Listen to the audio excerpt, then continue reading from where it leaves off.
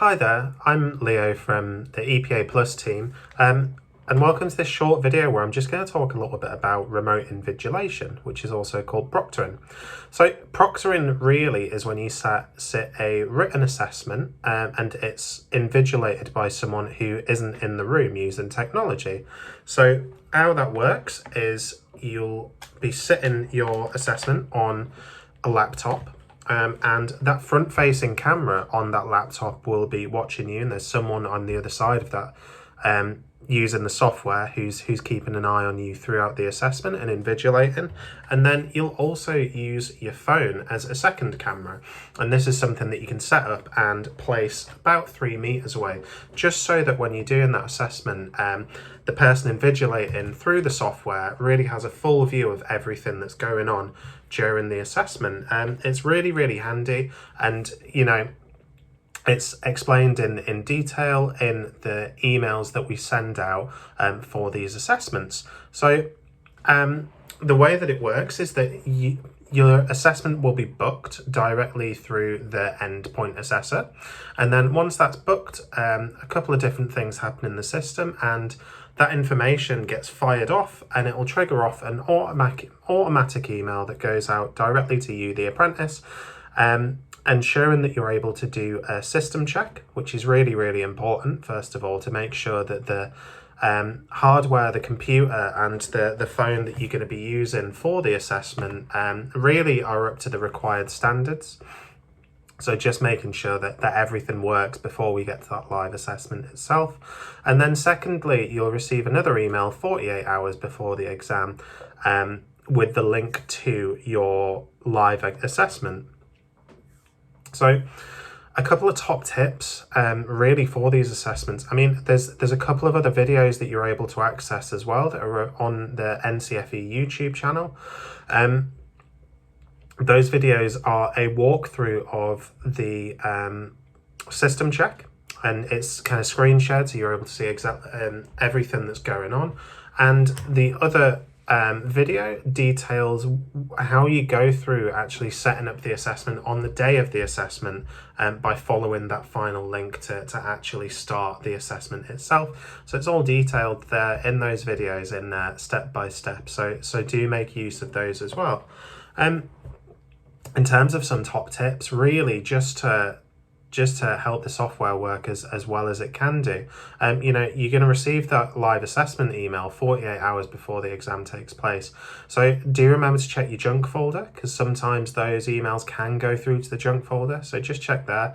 The subject lines are for the system check, please check that your computer is ready for your remotely invigilate. So the system check one reads, please check that your computer is ready for your remotely invigilated exam. And the live assessment one reads, here is the link to your exam.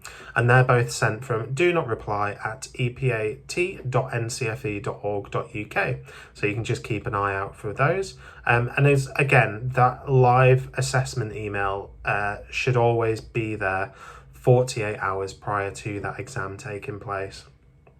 So when doing the system check, when you come to the screen share section, do click on the screen link to be able to continue, because the software does need to see what's on your screen, just to ensure that, like in any other invigilated assessment, that, you're not searching on the internet for other things.